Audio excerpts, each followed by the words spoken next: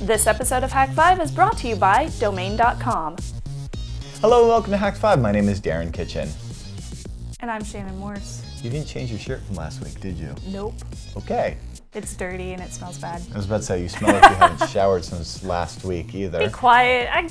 We got back from DefCon a week and a half ago in recording time, and I just haven't had time to do my laundry yet. So Obviously. I don't have any clothes left. Yes. Some fun hijinks from DefCon that you probably aren't aware of if you didn't go is that they like to make the hotel keys actually like DefCon themed, and one of them was fantastic, and it was a reminder to bathe. There was also another one that was for sleep. It said like 4+ hours. 4? Nobody here got 4 hours of sleep, I wish. Who got 4? Dude, lucky. Seriously, before Sebastian and my talk, like we were up until 5:30 working on crazy, it was awesome. Oh, you guys. We have a totally burned out version of that actually. If you go to the Wi-Fi Pineapple forums, you'll find the embedded YouTube thing for the launch there. The first night that we were there, it was the night that you guys were studying until 5 a.m. I actually got sleep. I went to bed at like 11 o'clock, and then I woke up for the vendor area at like 8 a.m. It was amazing. 9 hours of sleep. That never happens at DefCon. I feel like I'm getting really old or something. You are. You can tell just by looking at your face. It's part of this is a service we provide here at Hak5. We've got a fantastic show coming up, and before I get my ass kicked, we're gonna just take a break. And when we get back, we got Brent with social engineering, we got Jayson with some stuff, and then there's airplanes that can't be hacked with film. Whoa! You can't run. I know where you live. What? Yeah. I don't like it on this side. This is horrible. How can you do the show like this? All right, we'll be right back. I'm here with Dustin Hoffman from Exigent Systems, and he has some pretty interesting information about mesh networks. Public mesh networks, the ones that are watching you on the roads. It sounds kind of creepy to me because I'm all about like, let's not do any Big Brother-esque things. I don't like being surveilled all the time either. I don't either, yeah, it's not cool. But I understand that when you're in public, it can happen, especially if a city is trying to keep itself safe, right? Potentially. I mean, I think we've already given up our right to be, privacy in public. Yay. Okay. I'm pretty sure someone's already decided that. I'm not a lawyer. So your talk that you gave, what was it, yesterday or 2 days ago? Friday. Friday. So that was all about some vulnerabilities that you were able to find in those mesh networks. So tell me a little bit about the city that you are in and how you figured this out. Sure. So the city we operate out of is a small municipality. It's about 70,000 people, so it's not a big city by any means. Since the mid-2000s, like a lot of other cities, they've faced a shrinking budget, right, for police and other municipal services. I've seen that happen. Yeah. Sure, right. So they've been deploying many cameras all over the city.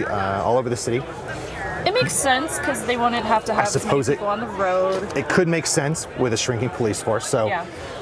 Beyond that, in certain places we noticed camera pods and directional antennas going up, and then in certain other places you would actually see on your iPhone or your Android device, you'd see, hey, open wireless network available. Like more than just coffee shop? More than coffee shop, Starbucks, and whatnot. And you would see things like police department, your city's police department. Open network? Open, unsecured, unencrypted, and broadcasting. Seriously? Seriously. So being the curious sort that we were, and looking around, and you can see the equipment from the ground, so we took some pictures and we went on eBay and bought some similar equipment, set up a lab for ourselves. I mean, it's common off-the-shelf parts. Actually, really great technology. Great. I really like the equipment they chose. Yay, eBay. Big fan. Yay, eBay, and yay, equipment they chose. So in setting it up in the default manner, we encountered a bunch of vulnerabilities, some of which it could be concerning, ought to be concerning. I think, especially as taxpayers, people we paid for this, and I don't blame the city. I don't blame the technology itself. I think it was just a failure, a human failure, like a lot of IT projects that go awry, right? Do they not? IT is hard. Yeah, IT is hard. I think of Obamacare, where a government contract was awarded, a product was delivered. Was it a great product? Probably. For the website, I think a lot of people would say, no, we didn't get a great product based on what we paid for. So some of the things we discovered were, I mean, obviously, like all wireless networks, it's vulnerable to crew jamming and other things. What kind of vulnerabilities did you find? Perhaps the two most concerning were that you could easily become a malicious node on the network and masquerade as a trusted node. All the nodes trust each other. So you could join, and through various messages sent, you could have all the mesh's traffic routed through your malicious node. Presumably, you could eavesdrop on all the traffic. That's scary. That's kind of scary, and that's kind of where the name of the talk came from, what the watchers see. Yeah. Conceivably, you could see what all the other cameras could see, which were not probably intended for public consumption. Probably not. Probably not. And worse, you could craft specific packet streams that you could actually inject your own video into the video streams. So like I'm sitting there watching a safe at a police place or something. I always think of Ocean's 11. Yeah. Right? No, I'm looking at the vault and everything. Nobody's looks fine. in No there. one's in there. And in the meantime, somebody's stealing. And there's someone in there, right? Yeah. Oh, that's very scary. So how in the world are they going to be able to fix this? Well, the thing is all the equipment selected offers really great. I really like it. After buying it and playing with it off eBay, I would use it for our own projects. Yeah. Well, they could encrypt it. That would be a great start. Strong encryption would be a good, right? The products actually support, each node would actually, through PKI, would actually authenticate themselves. You could actually go, this is a node I should trust versus this is a node that I can't authenticate. They should hire some of the hackers here at DefCon. Yeah, there's probably some people here who could do it. Yeah, absolutely. I agree. Did you run into any problems with the city when you were doing all these different tests? Did they come to you and be like, oh, you can't talk about this? No. Being aware and how sensitive things like this are, we talked about it, and really we limited ourselves strictly to what we could do in the lab. You know, it's just like you see the guys here doing work on cell phone fuzzing and other GSM things. Yeah. Strictly doing it in a lab environment. You don't want to disrupt public services. You don't want to do that. So I want to get a little bit of an opinion piece from you. Okay. Say, we have some hackers down in San Francisco where I live, and they find similar issues in their city. How can they go to the city and explain this without getting in trouble with them? Well, that's a thing, right? We looked around for like hey, if you find a security flaw with one of our products, like Google or other tech companies have, there's a published means for contacting them. We didn't see anything like that. Honestly, I think a safe bet for anyone in the community is to probably talk to the EFF. Okay. And then the EFF would reach out to the city. Or the EFF or the experts operating in this area. Excellent. Well, thank you so much. Is there anything else that you want to mention to our audience about these issues with open mesh networks? I would say it's probably a failure of the government contracting process. It's just a blind side there. Yep. In the end, all security problems are really people problems. They're not going to be solved through more technology. They're going to be solved maybe through the community being able to participate sanitize your code. Or do a post-install QA. Yes. Maybe we could have an uninterested party examine things after install. It's a great idea. Our cities ought to get reasonably secure products from the vendors. I absolutely agree. Well, thank you so much, Dustin, for chatting with us. Is there a place online where people can find more information about what you do? And do you have a Twitter account or anything like that? No, we don't really tweet or anything. We have other day jobs. You got a website? Exigent.com. Awesome. Thank you so much. Thanks. Enjoy the rest of your DefCon. Appreciate it. Brent, welcome to the Hacker Abduction Van at DefCon. Thanks. Thank you. How's your DefCon been, man? It's been pretty good. Busy as usual. Yeah, but, I heard that exciting. you had a packed talk at the Social Engineering Village. Yeah, it was great. We actually, from what I heard, still had a line outside, maximum capacity. Had people sitting in the floor right in front of us, sitting in the aisles, everything. So it was great. So what's the name of the talk? It was Corporate Espionage, Gathering Actionable Intelligence via Covert Operations. That just sounds all sorts of like spy. Totally. Yeah. It's got a very ominous military vibe to it. Yeah. What kind of role does social engineering have in a modern pen test? Oh, it's I think, well, because I am a social engineer, it's a huge part. If you have a target, they're pretty secure. Obviously, their network is secure. People are usually, obviously, the weakest link in the system. So, if you're able to sort of manipulate them enough to get to get hardware access without them knowing, that's sort of what the point of the talk was about. Yeah. Would you believe? I mean, we've always said that as soon as you have physical access, all bets are off. Yeah, absolutely. All you need is just a few minutes to plug into USB or run any sort of payload or just all sorts of things that you can do within a matter of minutes with physical access. So what are some of your techniques for gaining physical access, you know? Well, besides social engineering, you know, obviously you want to do your open source intelligence gathering before, so you can understand the target. You want to be familiar enough based on what industry they're in. You want to know that industry so you can, you know, have shop talk with whoever you might encounter. Right, throw out the buzzwords. Yeah, that way you want to be convincing. That you want people to trust you. You've got to be able to build trust. And once you've got a convincing story, you know, most people want to help you out by nature. So once you sort of exploit them that way. What do you mean by that? Most people want to help you out by nature. What I found out in my experience, and then through other research from others, people naturally, you know, are good-hearted. So, like, say for example, you're trying to get into a door that you clearly don't have access to, but you have a fake badge. You go to the door with a box that's heavy. Just, you know, the box is really full. Just you're stressed out. You're trying to get into a room. You go to the door, it's shut. You were trying to piggyback, it didn't work. Just set that up. And so the door shuts in front of you, you're trying to get it with a leg. Someone's gonna see you. Hey, that guy is struggling, he's got a heavy box, he needs some help. I'm gonna help him out.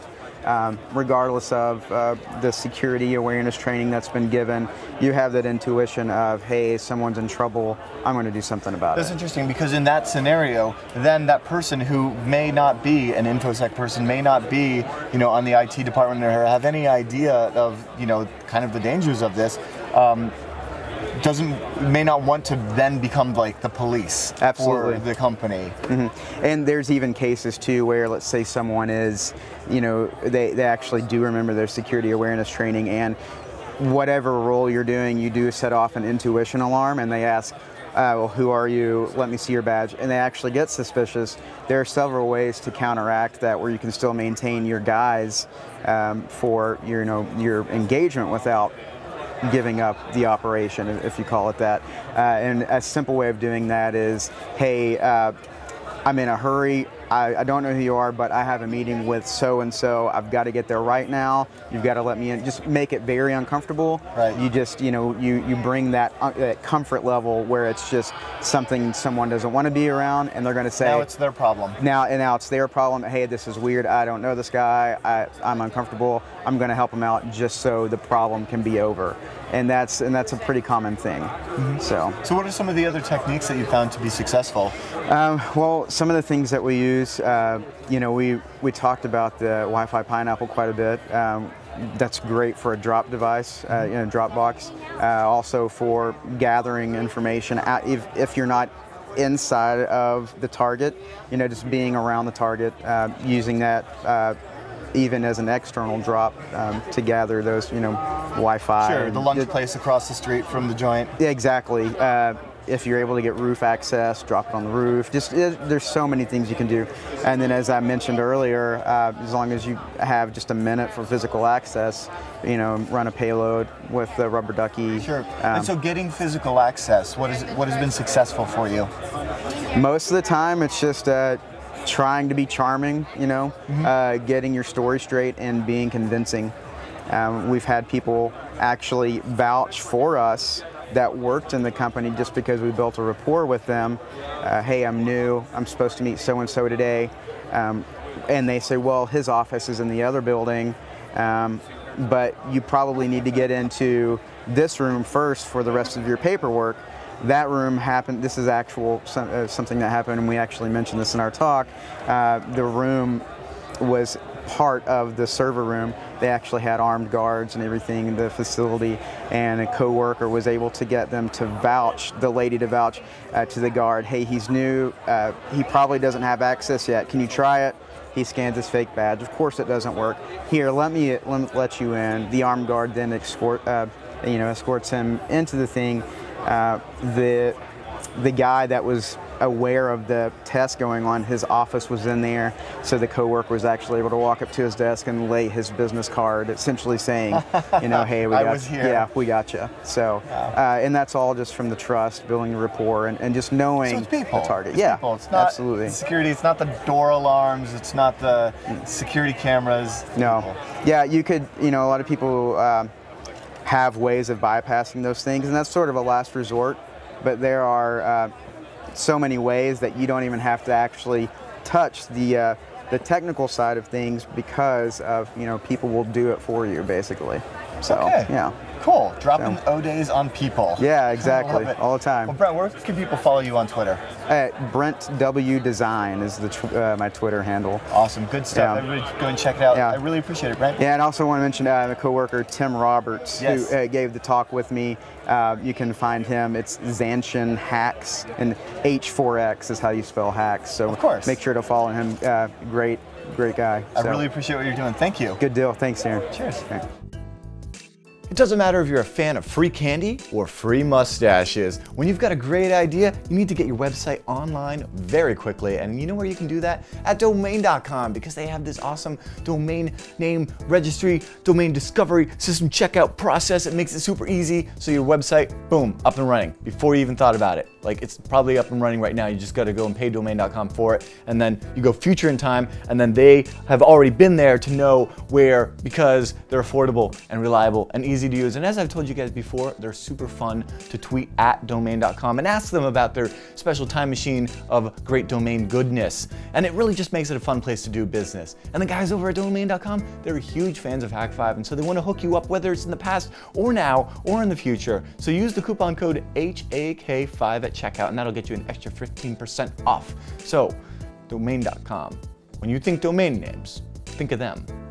Domain.com. Last week's trivia question was, Apple's FireWire cable design was influenced by what? And the answer is, surprise, surprise, the Game Boy Link cables. That's so weird. Now this trivia question is, for this week, what object takes the longest orbital path around the sun in our solar system? You can answer that question over at hak5.org/trivia for your chance to win some awesome Hak5 goodies.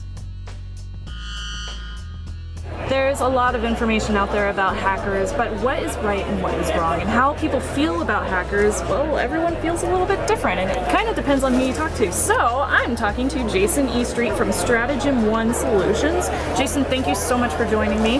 We finally got you on Hak5. Awkward hug. So you have to tell me. Okay, so you've traveled the world. You've been all over the place. Here and there, yes. You've been to tons and tons of different hacker cons. Right. You're giving a talk on Sunday about hackers, how they're perceived around the world, right? Right. It's a really weird talk. This is one of the weirdest ones I've ever done. I started off about 2012. It's like I was actually an ex-con with Dark Tangent and stuff, you know, and I was talking about like how the hacking cultures are different around the world. It's like how, like in Kuala Lumpur, they've got a really good makerspace, and then in Germany, they're very big on privacy right and cryptography. Yeah. Brazilians are like carters and bankers activities, and like in America's got a whole conglomeration of a little bit of everything. And so it just shows that there's different variations, and I was thinking that would be a great talk to explain to people, hey, this is what it's like somewhere else. And so that was what my talk was supposed to be about. Supposed to be. And that's what I wanted it to be about. I really did. And then I started doing the research, and then I started sending out questionnaires to hackers all over the world. Tell me about your culture. Don't just get it from my perception. Yeah. Do it from your perception, what you perceive it to be. Because in the whole thing, it's basically a talk about perception. Yeah. And so they started sending these in, and I started reading them, and I was like, there was one underlying theme, and it was that hackers are criminals. But we're not. I know, and that's I mean, it enraged me. It's like, and I still get mad thinking about it, because it's like, we are not criminals. We come from Tesla, from Da Vinci, from Turing. We are creators, we are artists, we are inventors. We are the ones that go and say, we're told that it's supposed to go from here to here to here. What if we do this? What if we look at it and look at the world differently? That's what we are.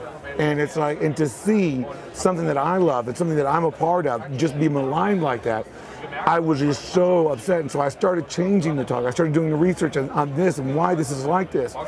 And it disheartened me. I think a lot of it has to do with how the media perceives hackers. And yes, and that's what I went into my talk. The McDonald's lady, the hot coffee lady. She's the one that ended up suing McDonald's because for she spilled $2.9 her million. coffee. Yes, they said that she was driving and she spilled her coffee, and Jay Leno made jokes about her. There was comic strips making fun of her. She's a sweet little old lady who burned 15% of her body, third-degree burns, required skin grafts to fix it. Wow. McDonald's was serving the coffee at 180 to 190 degrees so it would stay warm during the transit. There's also, and I got a picture of my slide, of all these people highlighted in pink, over 50 of them, that were admitted to the emergency room for the same thing, for scalding because of the coffee.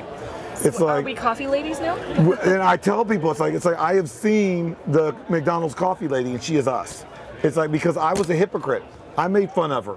I thought that was hilarious because I didn't bother to find out what the truth was. Right. And the media is telling people hackers are criminals. Hackers are the ones that are getting in and stealing your credit cards and taking down your planes and doing cyber Pearl Harbors, going through your tubes.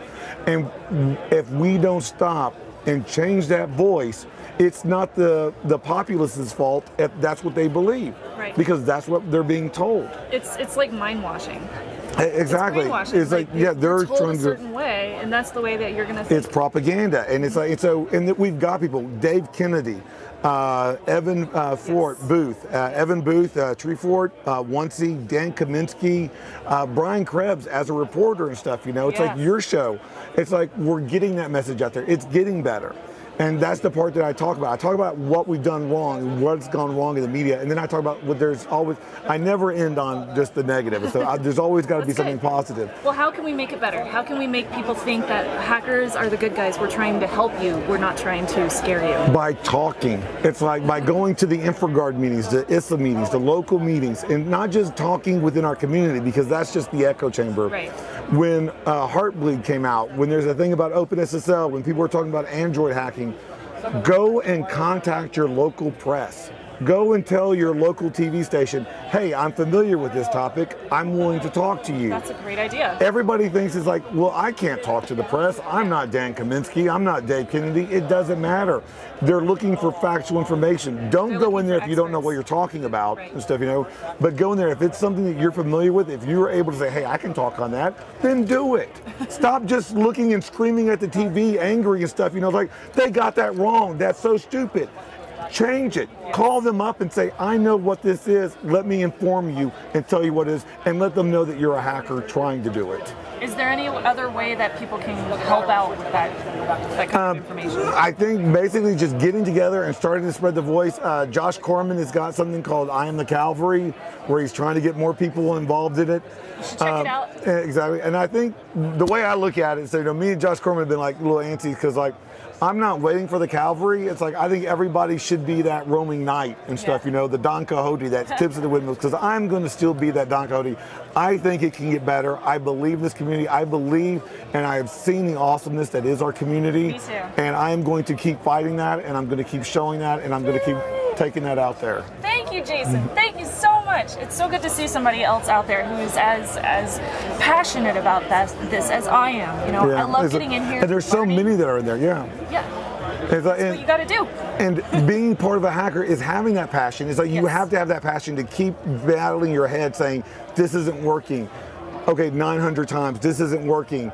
And like Thomas Edison said, you know, even though he was a jerk, it's like he actually said, it's like he tried thousands of ways to make the filament work for the light bulb until he got it right. So I mean, that's what happens. And so I don't want to start a Tesla Edison war in here, but exactly. But yeah, it's like that's what happens. It's like you've got to have that passion to keep knocking at something until it works. All right. Thank you so much. No problem. Thanks for having me. Where can we find information about you and what you do? You can go to dissectingthehack.com. It's actually an online community for people that are getting interested in information security.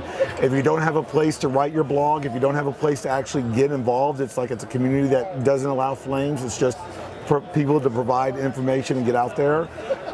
Also, you're on Twitter? That's all I'm on. It's like I live tweet my life.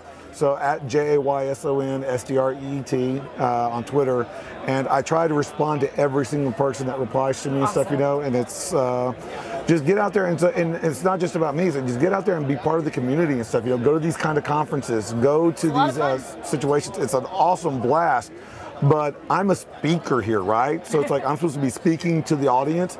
I'm learning from the audience and stuff. You know, I am meeting people in the hallway and talking and learning something new, and that's what it is. It's not about just giving to it. So, you know, it's getting something back from it. And I get so much from this community and stuff, you know, and I don't give enough back from what I've been receiving. I feel the same way sometimes. Yeah. I think you give a lot back, and thank you so much for being on Hak5 today. Thanks for having me. Pleasure. I'll see you. Oh my God, awkward handshake. There we go. See you later. Thanks. I got the super exciting chance to talk to Dr. Phil Polstra of Bloomsburg University. You got some fun airplane stuff going on, huh? I do. So I'm a little scared because I think that I might die on my way home to San Francisco. Am I gonna die? Well, it's a pretty short flight, so you're probably okay, but Whole hour and a half. The short answer is no. But I'm flying with like all my hacker friends, and are they going to be able to, like, you know, hack the plane and through the go-go in flights and just take it down and turn off all the lights and make all the oxygen masks come out? Again, the short answer would be no, and the slightly longer answer is that if you look at how that in-flight system is connected or not connected to other interesting things in the plane, it's really not possible to go from that in-flight network over to the avionics network. Okay, so and in addition, even if it were possible, you still have some challenges because anything that came in, like let's say a new flight plan or something like that, has to be validated by the pilots and entered into the flight computers and executed by the pilots. Ooh, interesting. Okay, so let's go down this path of all the systems that are in an airplane and why this is not going to work for me. Why can't I take down a plane? All right, well, you can't take down a plane using the in-flight Wi-Fi because of what we just said. Yes. Because it's not really connected, plus there are checks it's and totally balances. Separate. And some other things that people have talked about in the past. We talked about ADSB and ADSB hacking. I'm very ADSB interested hacking in ADSB. is something you can really do. You can send out bogus ADSB messages. It's unsecured. It's, you know, a totally legit thing to do. You can buy boards probably here at DefCon in order to do things like that. And the only issue is that you send those messages out, and those messages are not directly used by any aircraft. Really? Yes. So are they just sent to the traffic control? They're sent to air traffic control. Now, air traffic control has a service called TISB, Traffic Information Service B, that small aircraft use, where they will get information on traffic in their area, but that information comes from ATC. Now, ATC, if they receive a bogus transmission that doesn't have a corresponding radar blip, will likely just ignore that. Okay, so they're going to recognize it as being fake. Yes. Okay. Yeah, so it's not going to appear on your screen. And when it comes to the big guys, they have what's called a TCAS system, a traffic collision avoidance system. Oh. And it doesn't use that system at all. It actually uses the old school transponders. And so what it does is those systems will send out active interrogations of other transponders in the area. And then based on where those signals come back from, they have an antenna array so they can see distance, direction, such, etc. They will have a display that shows other airplanes. Really? Those fake messages will just go completely by your They just airline. pass through. Yeah. Nobody's even going to pay attention to them. Exactly. So basically, the entire time that a pilot is working with air traffic control and everything, they have humans behind everything verifying that what the technology is telling them is actually legit. That is correct. Okay. So what other technology is in an airplane that I can't hack into? There's been a lot of talk about SATCOM, satellite communications recently. A couple days ago, there was a talk here in Las Vegas about hacking vulnerable SATCOM systems. That's scary. It's a little scary, and it's certainly true that you could send out bogus information. Again, you could send things like a bogus flight plan. You could say, hey, why don't you, we had a nice little video in our talk we did today here at DefCon where there was a message that comes out that says, emergency, reroute to Cuba. And so any of those kinds of messages, reroutes, etc., are going to get validated by the pilots And How do they validate it? they will call their airline, Oh, okay. and they will actually call speak them to a on the person. radio, and they will validate anything, especially suspicious. Yeah. And then once that's been validated, they have to input that information into the flight computer. And depending on the airplane, sometimes manually, sometimes they can automatically move it. But in all cases, they have to authorize it and execute it. So there are a lot of checks and balances there. So you can't see. just send a bogus flight plan and have a plane just boom, fly off course. So why do you feel like people have been so paranoid about this recently? You know, I think every time there's a major tragedy, like the Malaysian Flight 370, Yeah. and of course, more recent, shooting down a plane, which Yes. is not Which is attributed to horrible. hacking, but Right. is horrible. You know, in general, you know, aviation accidents are rare. So when they do happen, you know, there's a lot of attention. There's a lot of people get scared. But you know, if you look at the safety of flying, it's like flying is just so safe. I mean, you're Compared to literally getting bitten by a shark. you know, I don't know about you, but a lot of times people are like, "Oh, you're flying somewhere. Call me when you yes. get there." But if I drove there, I'd be much more likely to die. Yeah, that's very, very true. Well, thank you so much. Is there anything else of importance in your talk that you would like to mention to our audience as far as airplanes and your security? I would say that there's no need to be afraid. You know, there's a lot of fear mongering out there, and a lot of people going, "Oh well, be afraid, be afraid." And I would say, today, I don't think there's reason to be afraid. I do think that we need to be mindful as we go toward more and more automation going Yes. forward. And certainly we need to consider these kinds of issues. You know, some people have said we should have a switch in the cockpit that you can say, okay, hijackers, I can't control this plane anymore. Oh, no. It's remotely controlled, which in my mind would be the worst possible thing. Yeah. Because today, you cannot remotely hack into a plane, and that's exactly what that would allow. Oh no, who are making these plans? Well, thank Hopefully you so no one. much. Hopefully no one. May I call you Dr. Phil? You may call me Dr. Phil. Where can people find you online, Dr. Phil? They can find me on Twitter Okay. at ppolstra, just PPOLSTRA. They can also find me at philpolstra.com. That's probably the best place. I hear you have a book coming out. I do have a book coming out, should be out really soon. It's Awesome. all about building your own hacking hardware on the cheap. It's called Hacking and Penetration Testing with Low Power Devices. Oh, that sounds It should fun. be out here very soon with Singress as the publisher. Congratulations. Thank you you. so much again to Thanks. you for speaking with me about airplanes and how we can stop worrying about everything involving those. I hope you enjoy the rest of your DefCon. You too. That just about wraps up this week's episode of Hak5. Before we get going, I am excited to make a little tiny announcement. What? And that is, if you are in Vienna in November, Sebastian, Robin Wood, and myself will be doing an awesome workshop at DeepSec. You can find the info at deepsec.net. Where's and Vienna? it's in Austria. Oh my gosh, Yeah, you're we're going to doing Austria? Yeah, we're doing a 2-day What? pineapple course. It'll be a That's lot of fun. awesome. I know, right? Okay, So that's I'm gonna have to bone up on my Austrian. Austria. There's a joke there somewhere. So why don't we continue on with feedback at hak5.org is a fantastic place to email. You can let us know all sorts of things that you would and would not like to see on the show.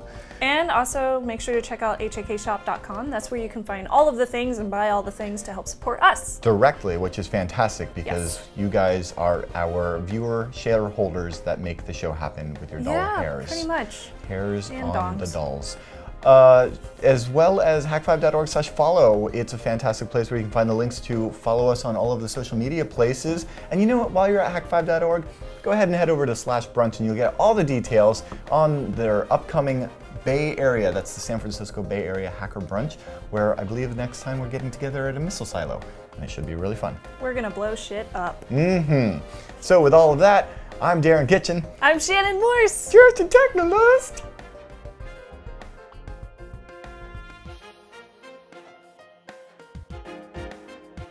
You sound like a little girl. I know. Just a technologist.